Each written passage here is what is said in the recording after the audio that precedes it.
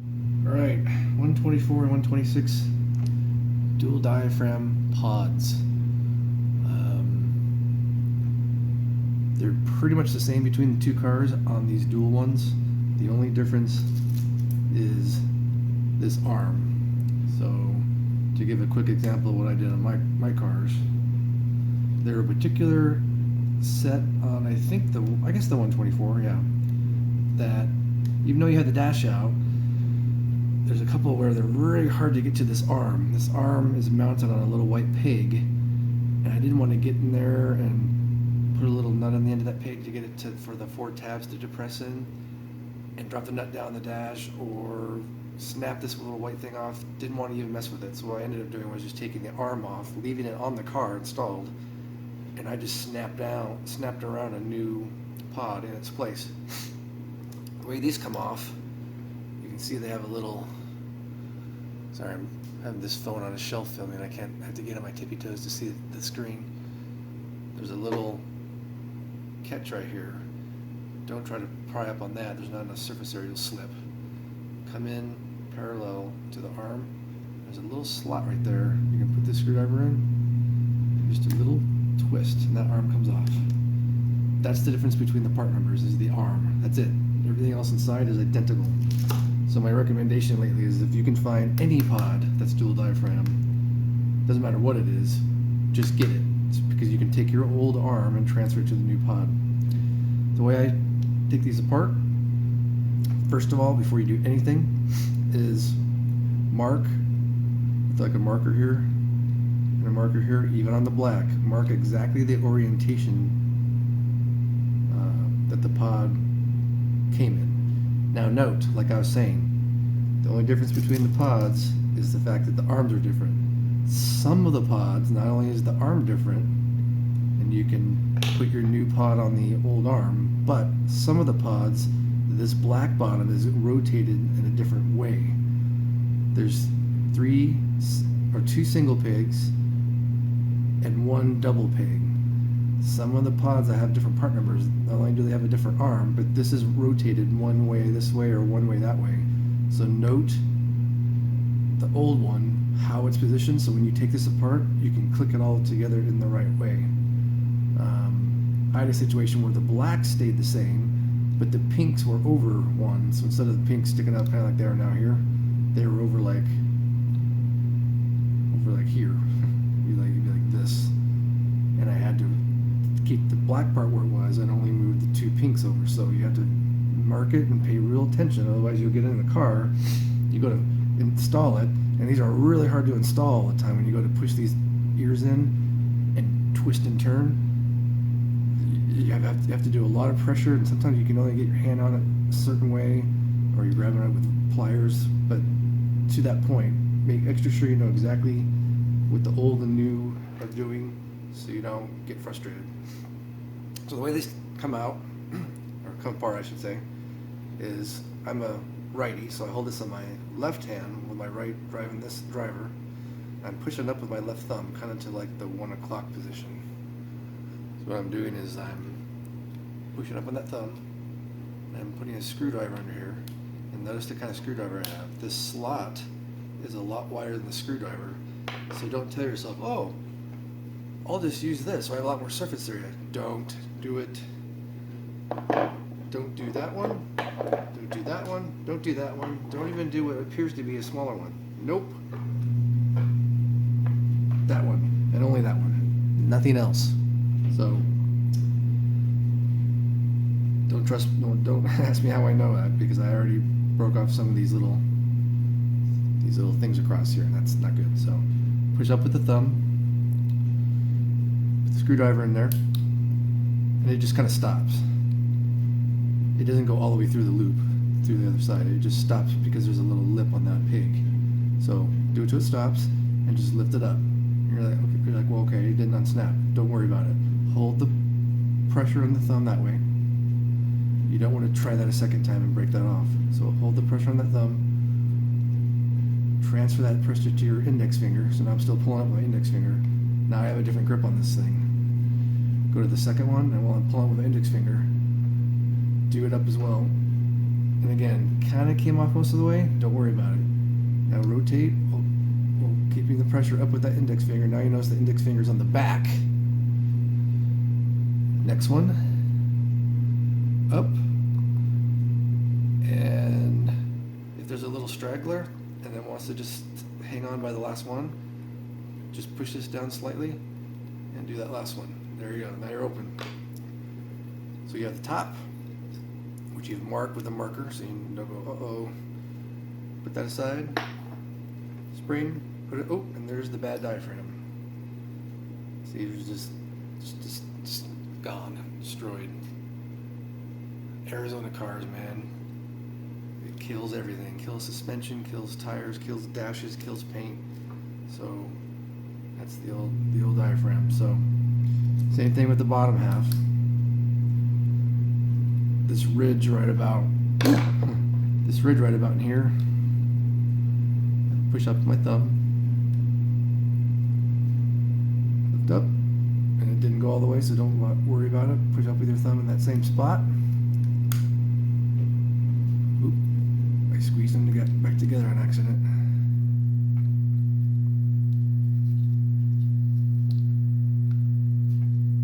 And just keep on making your way around. Now this time I can push up on the nozzle. And that last little straggler wants to hang on. Don't go. You'll be sorry. Just hang on to it. Push it down just a little bit. Ease up on that, baby. There you go. So now your bottom half, put it aside. You got the lower half, which basically is just sitting in here.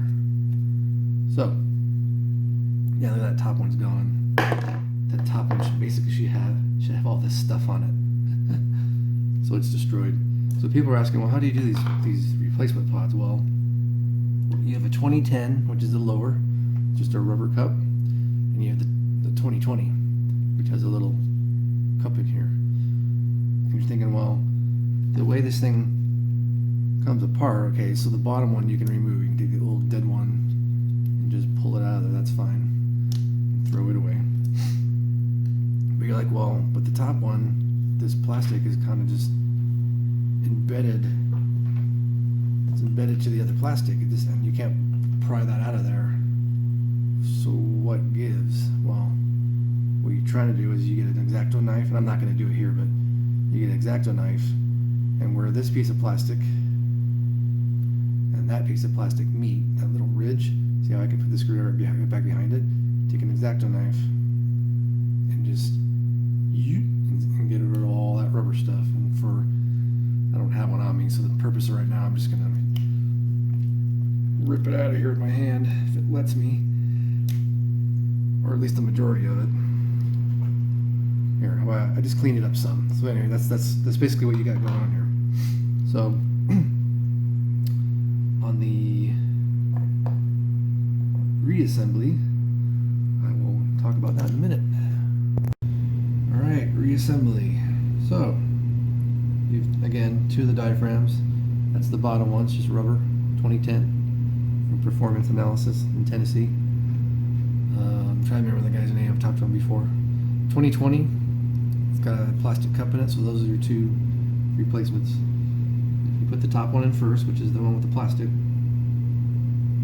People might say, well, what do you do with, you have a plastic cup right here and a plastic cup right here, what do? You go back behind here and pry it out of there? No, you don't. You leave those in. The original diaphragm went into this bottom cup, and then they pressed, see these four little dealios? They pressed this cup over top of that rubber. So once you trim this free, it doesn't matter, because the new cup is not the same diameter as this. It's slightly narrower. It actually fits on the inside.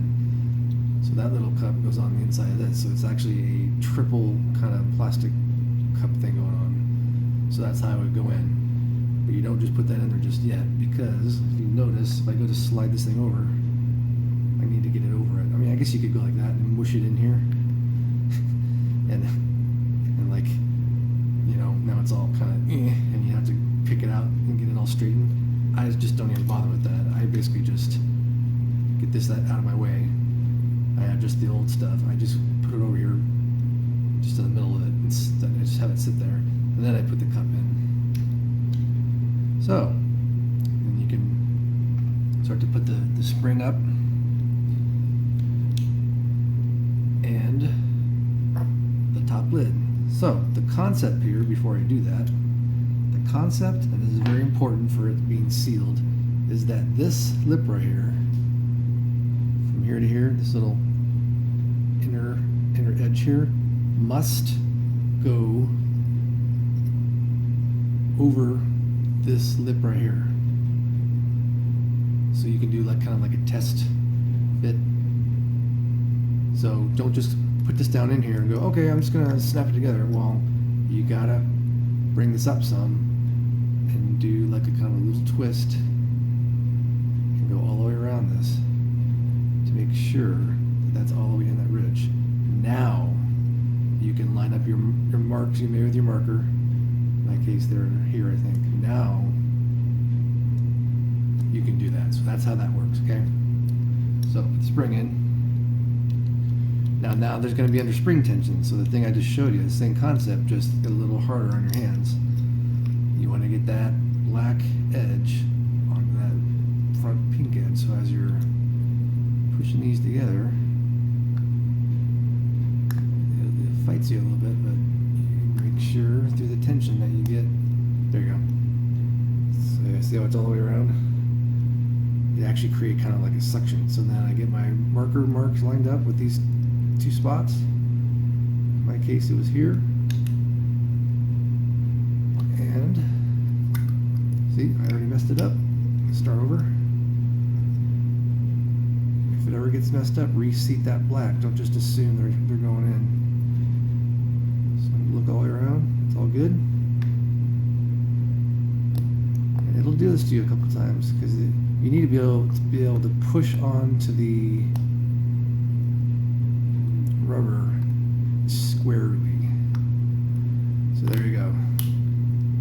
And you snap it in all the way around.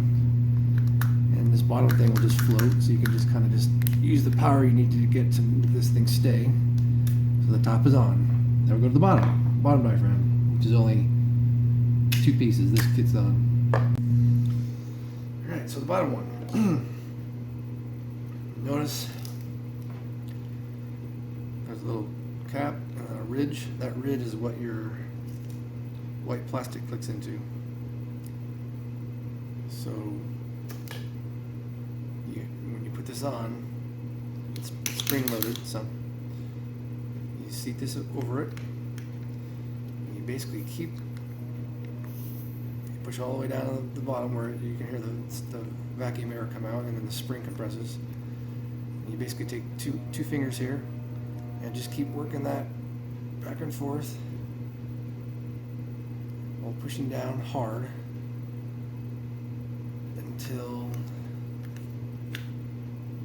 the rubber is flush with this lower thing down here. So you can tell it's between here and here it's flush, but it's a little high in this end, so you just keep pushing that down until that's all the way around. And then you're essentially later on your arm will go on. So same thing here. Your note here is that you want the black width here to be over top of this pink part here. So the concept is if you just squeeze, you would do that and work it around with your other hand, etc., etc. Well, you can't do that while your hand's in the way, so you kind of have to let it go. And what you do is you start to put this on, and you put your hand on top of that and start pushing it. It's the same kind of concept. You're basically peeking between the black plastic, the black rubber, and the pink. So get your marker marks lined up first. Take your index finger and push down on that thing, and the spring's going to fight you again. It may go on crooked or whatever, so just try to keep it square. And keep pushing on the index finger until this rubber, right now I'm using my middle finger, until that rubber gets seated around this inside. And you may have to fight it twist a little bit like that. See how the black's not quite around it? This is the final compression of the whole thing, which seals this. So as you can tell, I'm using my hand to kind of work it all the way around. And as I peek all the way around, it's actually good to go. See that? So I'm gonna put both hands here. Obviously my marks are lined up at this point, right? And then I'm snapping in pretty hard.